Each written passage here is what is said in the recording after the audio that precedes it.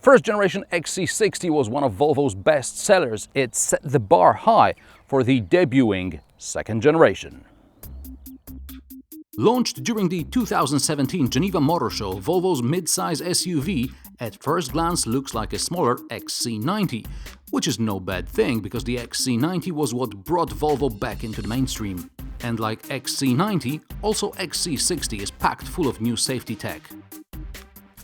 There is so much of it, in fact, that when you start the engine, you see a whole checklist here to let you know everything is on and working.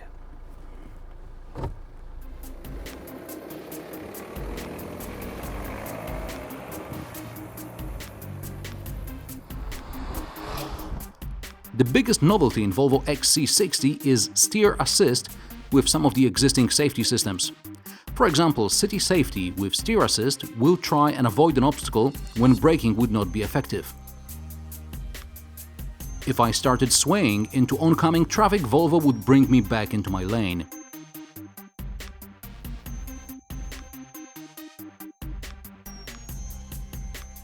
And if I started changing lanes with another car approaching from the back, blind spot monitoring system with steer assist should put me back in my place.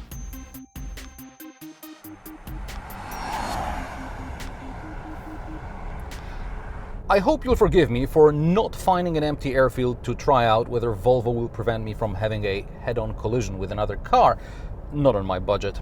But Bliss with steer assist sounds like something I could try out on a public road.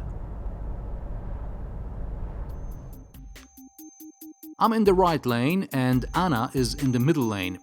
As Anna accelerates, I put on the indicator and start moving into her lane. Never mind that I actually cut in front and forced her to slow down. The system did work. I really felt the steering wheel pulling me back to the right. We repeated the same maneuver 3 more times in similar conditions, but the system did not work again. I asked Volvo about boundary conditions and their opinion as to what happened. Volvo replied, "First of all, I should not test safety systems on public roads." Where should I test them then? Secondly, it's hard to tell much from my video and account. Thirdly, during the second attempt, the speed difference may have not been sufficient.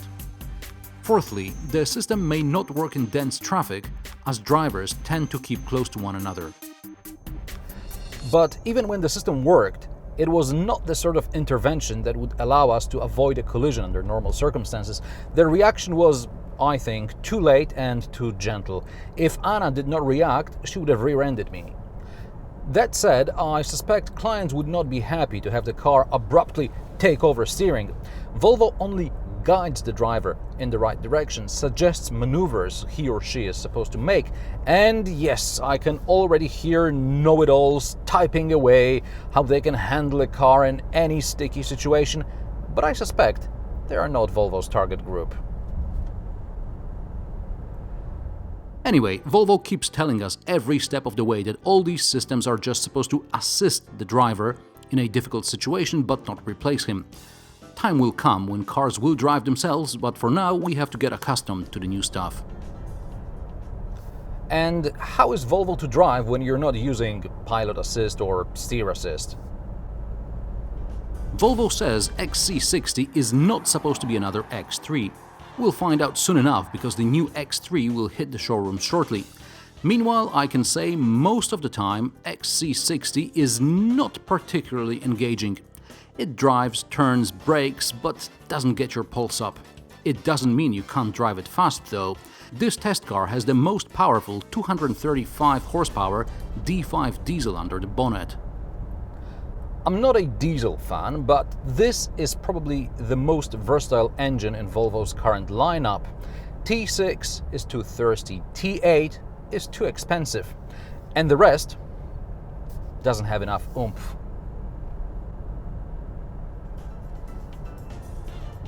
When you give it the beans, Volvo XC60 wakes up, but you really have to drive fast, unlike any Volvo driver. And probably this is why Volvo drivers can get 5.5 liters per 100 kilometers combined, why I barely managed to get less than 8 in extra-urban cycle. Visibility is fine, soundproofing is fine, driving position is fine, By the way, from behind the wheel, you really feel this car is smaller than XC90. The cockpit cocoons you.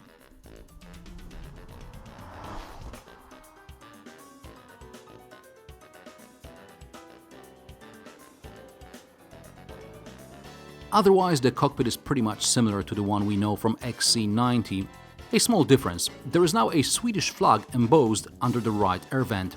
Glove box is large and air-cooled. Door bins can accommodate large bottles, but storage under the armrest is small, further limited by the optional CD player. And where am I supposed to put all my CDs when there is no CD changer? I suspect a Volvo owner may want to carry more than just one CD, because he or she is probably an audiophile who cringes at compressed MP3s. No wonder, because the €3,000 Bowers & Wilkins sound system can turn your Volvo into a studio or a concert hall.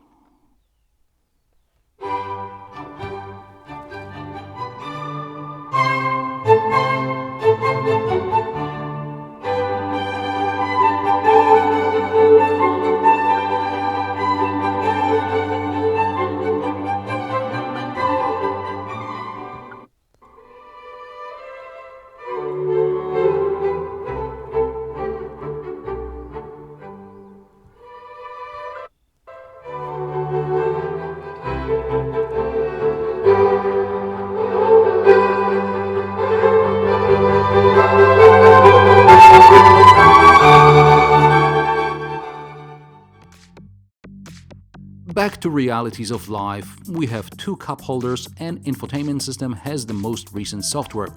But don't worry, your XC90 and S90 will get the update too. Good thing doors cover the sills, you'll appreciate it on a rainy day. In the back, Volvo left some space under the seats for you to store your iPads. I suppose it's safer than to leave them, say, here in the net behind the front seat. Thieves won't look under the seats, right? Unless they've watched this review. Sorry, don't leave valuables in the car.